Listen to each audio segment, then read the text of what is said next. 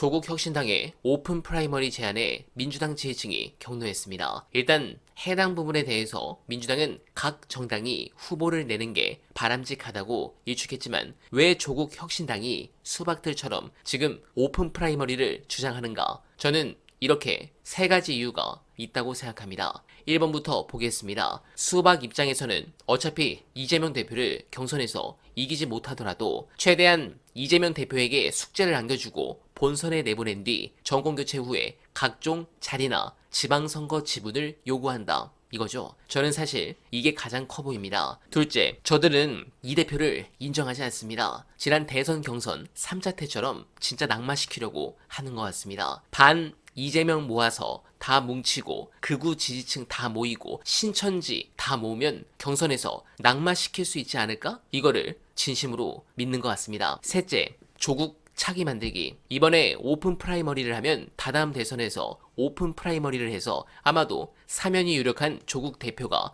인지도나 기타 등등에서 조국 혁신당이 조 전 대표를 차기의 단독 대선 후보로 밀고 싶은 것은 아닌지 합리적 의심을 합니다. 이렇게 조국 혁신당이 나오면 다음에 망합니다. 유시민 작가께서도 해당 책을 통해 말씀하신 부분이 있죠. 의회 선거에는 비례 후보를 내도 민주당과 크게 충돌할 일이 없다. 지역구 후보를 내서 민주당과의 본선 대결이나 후보 단일화 경쟁을 하면 조국 혁신당은 국민참여당의 전철을 밟을 것이다. 민주당과 제로섬 게임을 벌일 수 있는 정당은 국힘당뿐이다. 작은 정당이 민주당을 상대로 힘겨루기를 하면 한두 번 작은 승리를 거둔다 해도 결국은 에너지를 소진하고 소멸한다. 나는 민주당과 경쟁한 경험이 있다. 2010년 경기도지사 후보 단일화 경선도 했고 국회의원 보궐선거 후보 단일화 경선 지원 활동도 해보았다. 2012년 총선에는 전국적 범진보 후보 단일화를 이루었다. 민주당과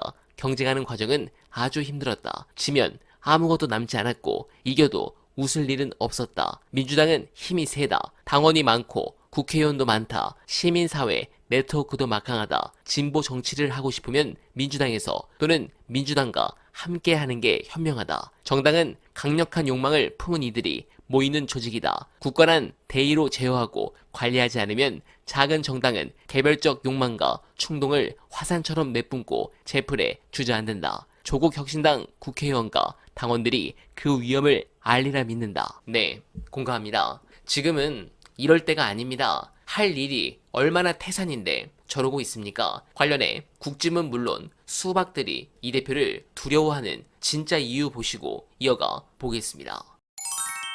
이 정당은 극우화된 것이 아니고요. 반체제화됐어요. 그러니까 헌정 질서 자체를 부정하는 당, 예. 내란 동조 정당이 되어 있습니다. 이 상태로 계속 가면 예. 이제 고립되죠. 예. 이미 그저께 있었던 재보궐선거에서 뭐 팽팽하게 대결하던 데가 거제인데 예. 이겼다 졌다. 그렇습니다. 예. 거기에 18%포인트로 졌다는 예. 거는 투표율 50% 예. 조금 못 됐는데요. 심각한 문제거든요. 그런데도 뭐 패배한 게 아니다 이런 얘기나 해야 되고 예. 그러고 있어서 저 당은 대한민국 정치와 사회의 큰 우한거리가 됐다 지금. 예. 그렇게 저는 봅니다. 집권할 가능성은 없고요.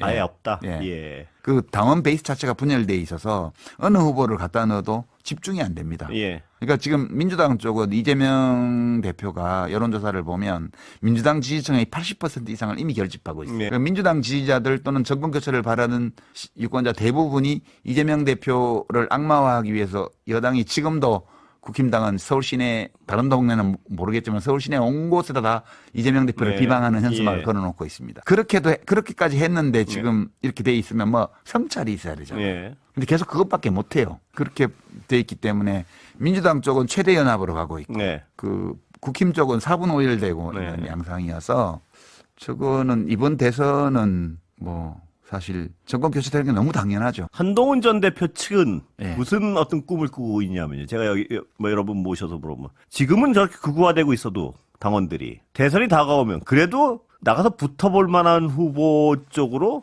전략적 선택을 할 것이다. 이런 주장을 합니다. 가능한 일입니까? 찬밥 더운 밥 가린 처지가 아니니까 예. 그런 말을 할 수는 있죠. 예. 근데 윤석열 정권의 실패, 예.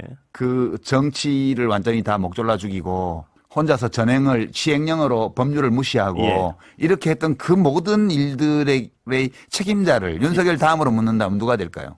한입니까? 예, 저는 한동훈 씨라고 예. 봐요. 이재명 대표를 법으로 올가나서 잡아넣으려다가 안 되니까 군대를 동원해서 국회를 예. 없애버리려고 그랬다고 저는 예. 생각해요. 근데 그 일에 제일 앞장선 사람이 누구죠? 한동훈 예. 씨 아니에요? 예. 아, 그 말씀 나온 길에 여쭤보겠습니다. 이재명 대표는, 이 정부 들어서 수사를 받고, 뭘 이들한테, 그러니까 해코지의 측면에서 서로 공격의 측면에도 한 게 없는데 왜 그렇게, 극도의, 뭐랄까요, 두려움의 대상인 거나 극도의 혐오의 대상이 됐나요? 저쪽 분들한테는. 그게 이제 옛말에 예. 때린 놈은 맞은 놈은 다리 뻗고 자는데 때린 놈은 어거리고 잔다 그런 말이 있습니다. 경상도에서는 쓰는 속담인지 모르겠는데 예. 그 이제 어릴 때 제가 밖에 나가서 누구한테 맞고 들어오면 예. 우리 어머니가 그렇게 저를 위로해 주셨거든요. 예. 저도 들어본 속담입니다. 맞은 예. 놈은 펴고 예. 자고 예. 때린 놈은 어거리고 잔다. 예.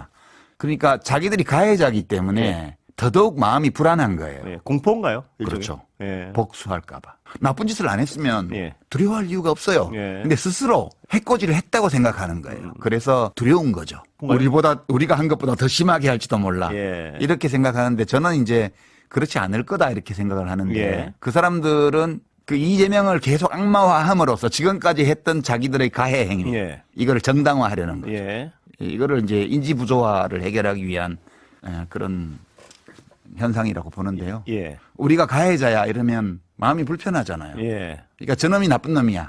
예. 우리는 잘못한 게 없어. 예. 계속 이렇게 우기고 있는 거죠. 예. 예. 그러나 그 말씀하신 악마화, 그 어떤 뭐 전략적 수단 통해 왔습니다. 상당 부분. 이건 해소될 수 있을까요? 앞으로 상당 부분? 이제 그 문제는 이제 민주당과 이재명 대표가 헤쳐나가야 될 문제라고 저는 예. 보고요. 저는 가능하다고 봅니다. 왜냐하면 만약에 대선 승리의 가능성이 지금으로서 보면 가장 높으니까요. 지금으로 보면요. 압도적으로 높죠. 예. 저는 이재명 대표가 대통령이 될 가능성이 상당히 있다고 예. 보고요. 대통령이 되고 나서 또 지지율을 올릴 수도 있죠. 잘해가지고. 예. 다 열려 있는 거기 때문에 예. 그거에 대해서 우리가 예단을 가지고 말할 필요는 없을 것 같아요. 예. 네, 공감합니다.